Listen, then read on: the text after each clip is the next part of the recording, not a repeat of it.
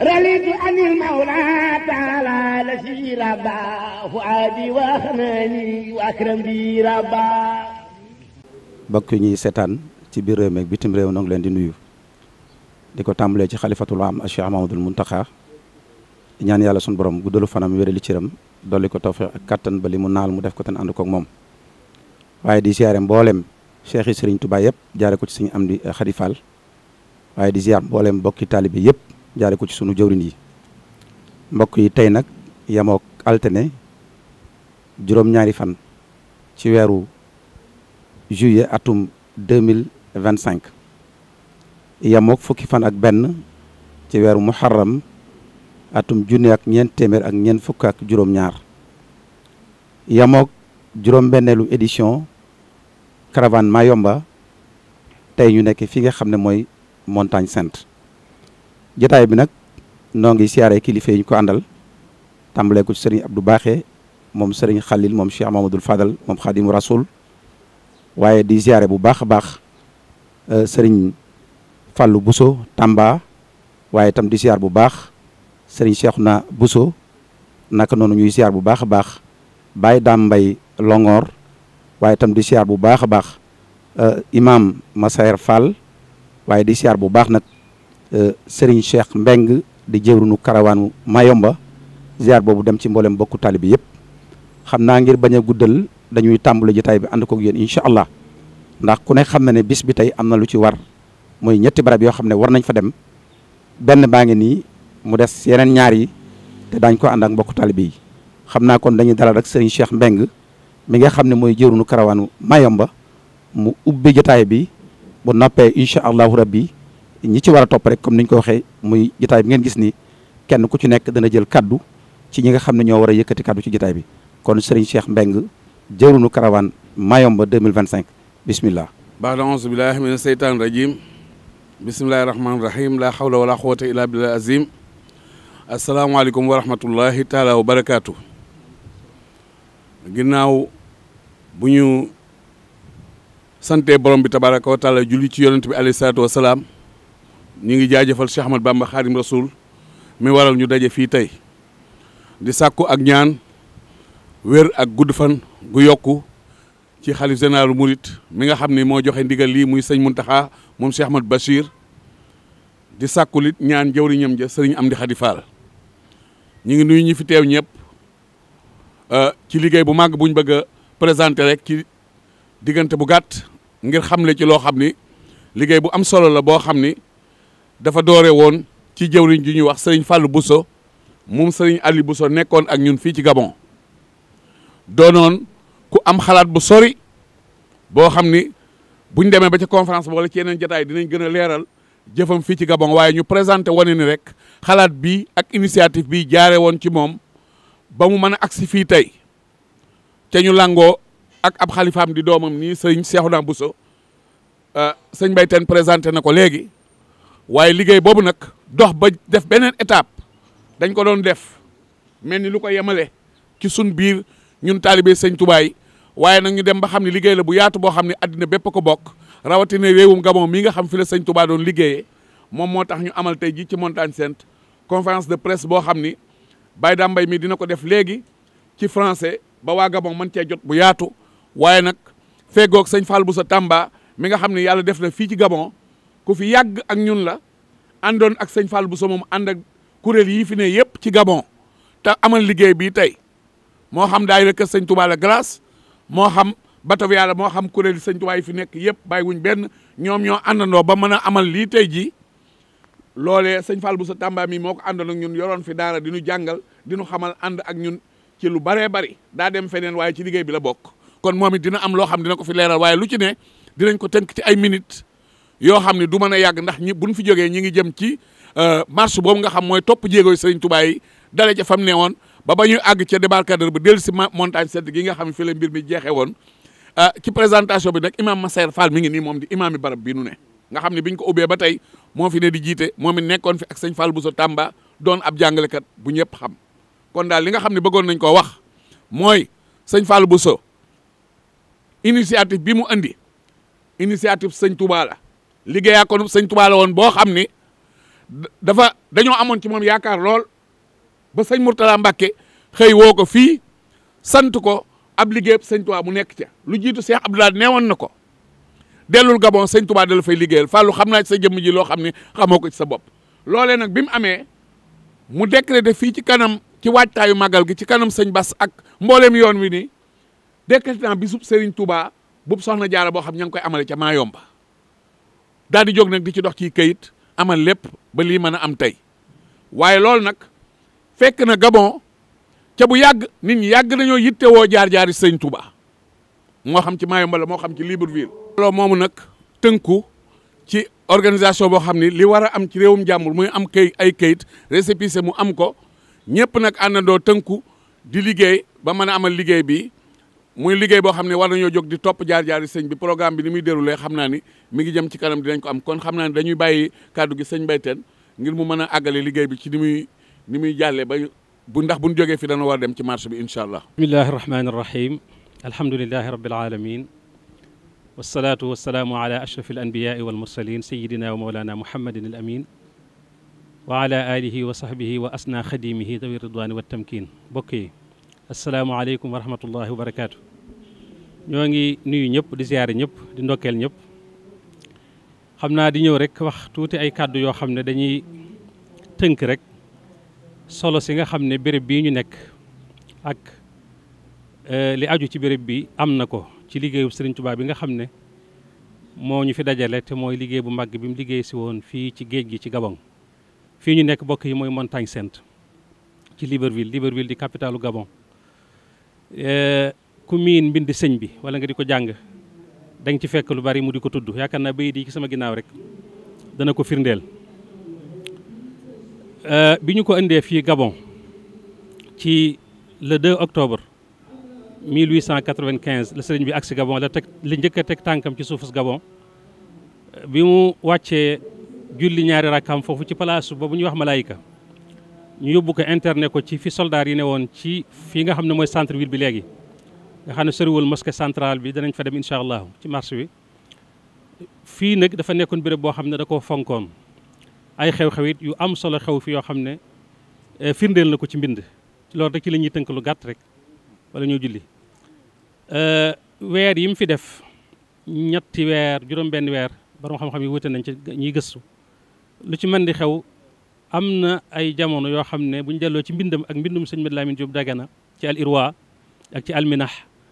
mi ngi tudd xew-xew bu am solo boo xam ne fii la xewe woon muy feeñuk ahlu badrinil kiram te mooy ñi nga xam ne ñoo wàllu si woon saxaaba yi di ay malaayika Seydina Jibril jiite leen keroog Badar la ko waral sëñ bi daf ko nettali dafa wax ne bi nga xamee ne indi nañ ko bu dugal ko ci biir soldaar yi mu nekk ak ñoom ñu boole ko ak soldaar yi muy dund ak ñoom ci benn néeg lu ñuy def ci lu ñàng muy cigarette muy sàngara ba ci sobe sax sobe si am maanaam am ngaanuwaay sax danañ ko daan def ci kanamam ba nga xam ne sëñ Modou Xarit bu sa nee na sëñ bi nee na ko toll na ay jamono toog naa lu yàgg ci sama kaw lan laay julli ngir bañ a jaar ci li nga xam ne mooy sobe si nee na nag saa bu ma demee ba nar a yëg loo xam ne lu may naqari la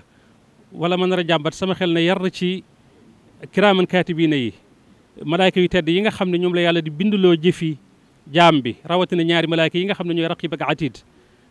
ci xëy na ñi nga xam ne jàpp nañ ne ñaar lañ ndax am na ñoo xam ne jàpp nañ ne benn tur rek la ci borom xam-xam yi waaye ñi jàpp ne ñaar la ki ne ci ndeyjoor ak càmmooñ ñooñu lépp loo xam ne mi ngi may lor ci soobee xam naa ne dana leen lor ndax ñu laab lañ ñu sell lañ nee na loola xiir ma ci ma muñ nag lor jooju nga xam ne moom lañ ma doon teg nee na nekk am bis yàlla ci baaxam terale ma teraanga joo xam ne mësu koo defal benn wali képp koo xam ne xejj bi yàlla nga boo xam ne yaa ma jiitu mësoo am lu mel noonu te mooy nee na benn bis ñu xëy nag di def seeni xeeti entraînement yooyu ñuy def waxtu suba teel booba fekk na sax bët setagut yàlla feeñal ahlu badrin malaayka yooyu nga xam ne keroog ba mu génnee Mbàkke Baari ba ni mu ñibbisee mësta tàggoog ñoom benn yoon diiru sax ak dundam mësta tàggoog ñoom benn yoon moo xam ci di ko wettali la di ko xuppal noonu yi la waaye ci di ko gunge ci liggéey bu rëy bi nga xam ne moom la doon liggéeyal sallallahu alayhi wasallam muy liggéeyu mbind mi xam ngeen ne Seydina Jibril sëñ bi wax na ne moo koy gunge moo koy wettali mooy leeral li nga xam ne mooy jinaasam ak luzum maa laa yalzam maanaam ak li nga xam ne mooy luzum maa laa yalzamam ci buy bind ci wàllu tagg ak julli ci Nabi sallallahu alayhi wasallam shayaani fil xatti dul xayzumi wa nawwaral jinaasa kalluzuumi wax na ko ci ay bayit yu bari nee na nag bi yàlla feeñalee ahlu badrin ñu gis leen ñu tiit taxaw seen kilifa gi ne leen na ngeen dal bu kenn dem ba asamaan si tàmbali leer ñu daal di léegi xam naa ñu daal di maanaam nëbbutuwaat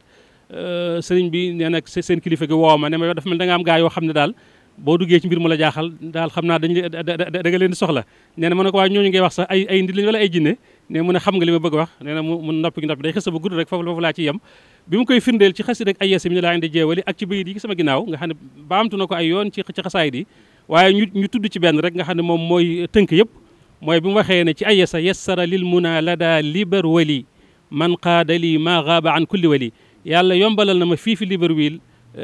secret boo xam ne ak teraanga joo xam ne ak may yoo xam ne ak mbóot moo xam ne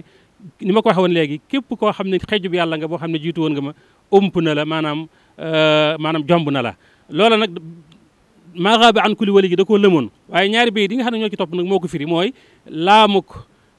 xam nga inna ibaad yi muy laamuk lay segi ak yaagi moo firi maa gaaba an kulli wali ji mooy lii qaada ahla badrin il usuda man zaxzaxa alwaashiya walxasuuda daane yaquudu lii xaytu akunu llahu tabshira la ilaha illa allahu mooy ahlu badrin ñooñu nga xam ne ñoom la ma yàlla womatal ju feeñ fii ci kii ci maanaam fii ci Libreville bi ci des mooy ñu tënk ko foofu mooy marale gi ñu ko marale woon ak garab gi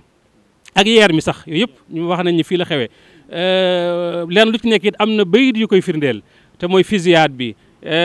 booba it faat bakkanam lañ ci jublu woon yàlla faru leen feeñal ahlu badrin sëñ bi bind wax ne wahaba lil wahaabu fi sulaasa maa yuxjulul ashrata wa salaasa yàlla mi aji maye ji may na ma ci bisub talaata la woon talaata secret boo xam ne ak mbóot moo xam ne dafay gàcceel fukki yi ak ñett muy fukki officiers yi ak ki nga xam ne moo leen doon fukki yi ak ñaar ak ki nga xam ne moo leen doon commandé yàlla weer leen yeer mi itam am na ñu bari ñu ko nettali ne fii la am na sax ñun defe naa sëñ Baye Fall ñoom ak sëñ Cheikh bi ñu fii ne ay jamono daan nañu wax sax ne daawul sori fii ci ginnaaw bâtiment bii nii nga xam ne dañ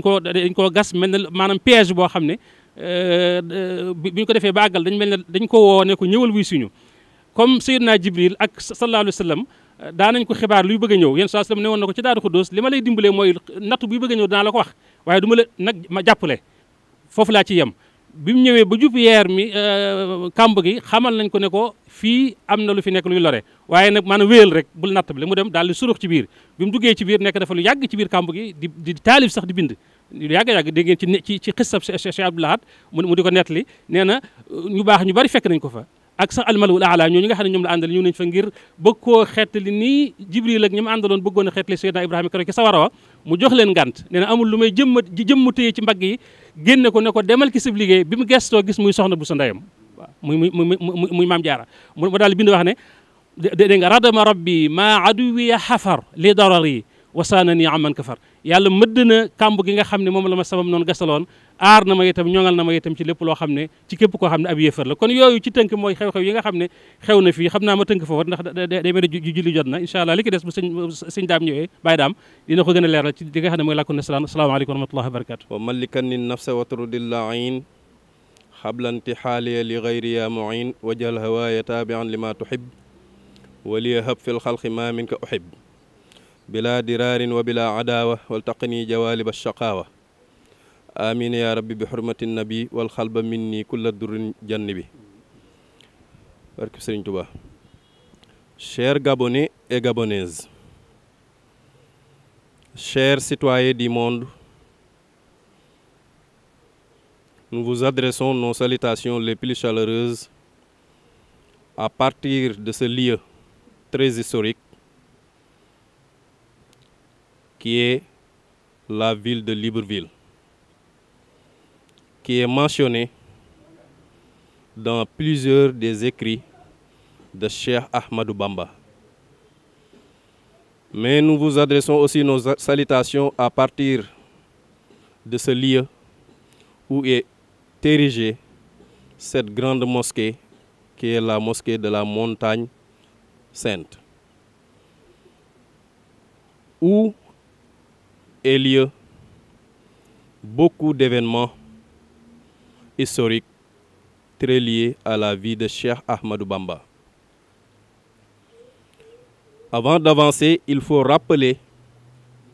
que Cheikh Ahmadou Bamba, sa mausolée se trouve à Touba au Sénégal, très différent de Samori Touré ou qui est enterré ici au Gabon. Ce sont deux figures historiques, mais le parcours a été très différent. Puisque nous allons faire une présentation sur la vie de Cheikh Ahmadou Bamba en détail demain, Inch'Allah, à la salle pour la grande conférence, je vais très rapidement faire un aperçu sur le personnage de Cheikh Ahmadou Bamba. Mais Inch'Allah, demain, nous allons détailler sur les contextes historiques, le contexte politique, le contexte social, économique, le contexte culturel et religieux, et le contenu du message de Cheikh Ahmadou Bamba pour le faire connaître aux Gabonais et Gabonaises et aux citoyens de tout le monde entier, Inch'Allah.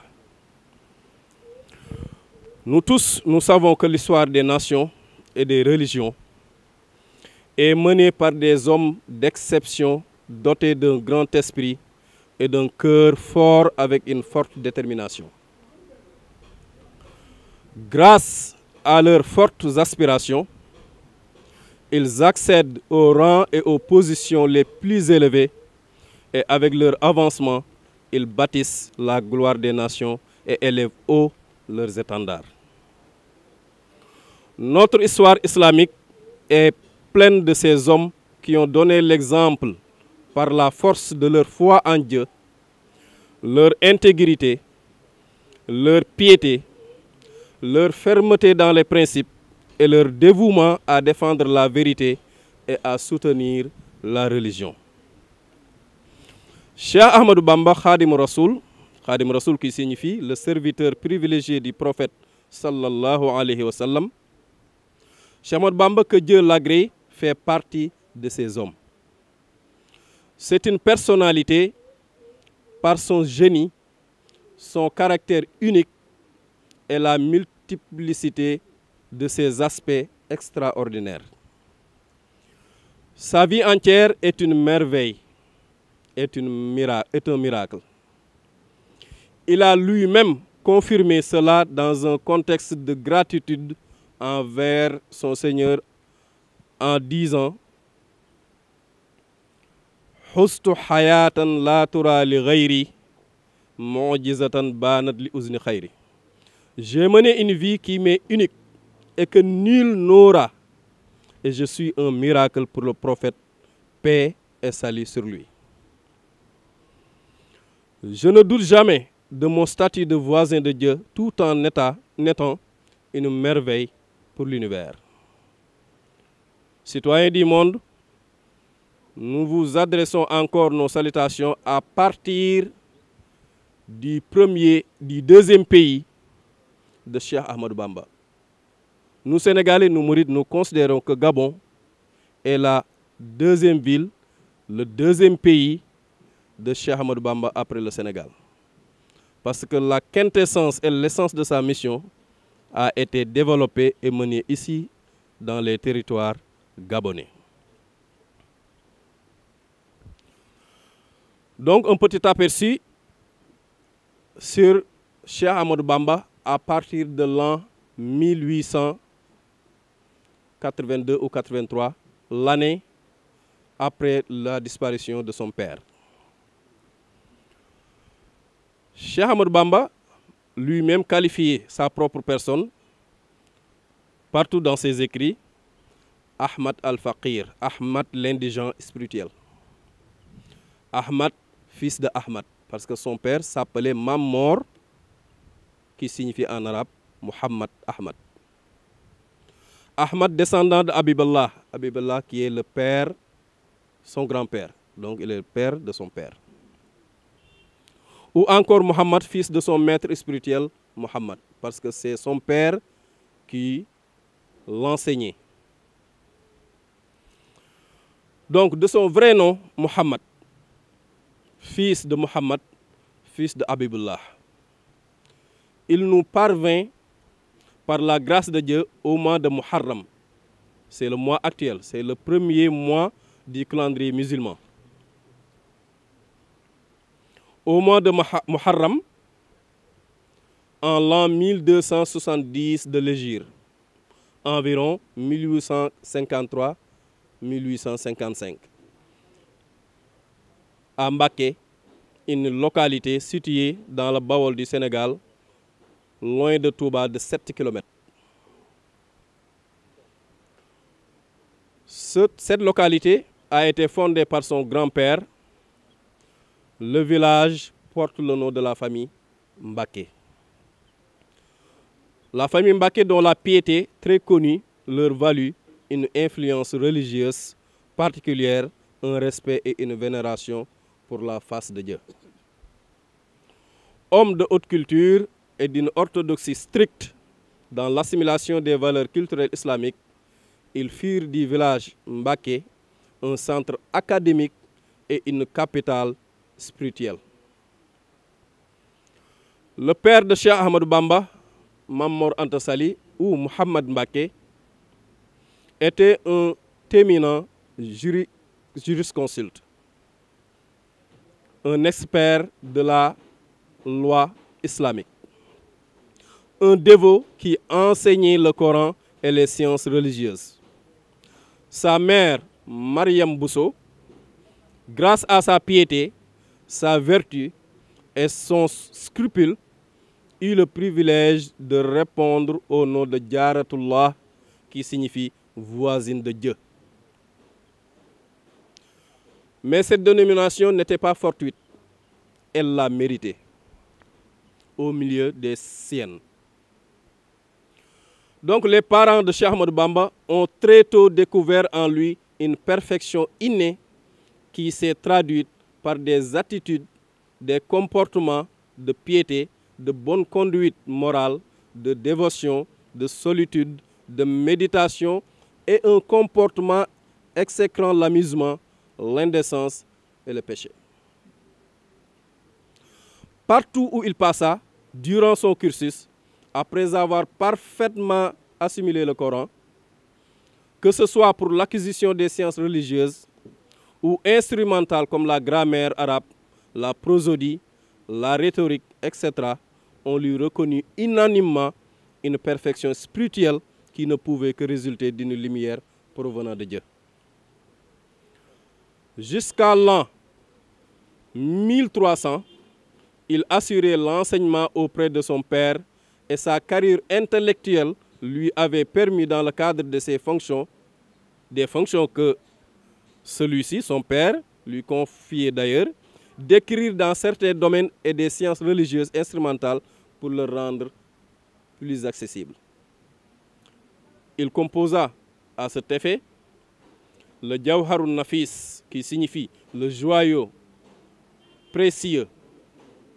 qui est une versification du traité de jurisprudence de Muhammad al-Akhdari.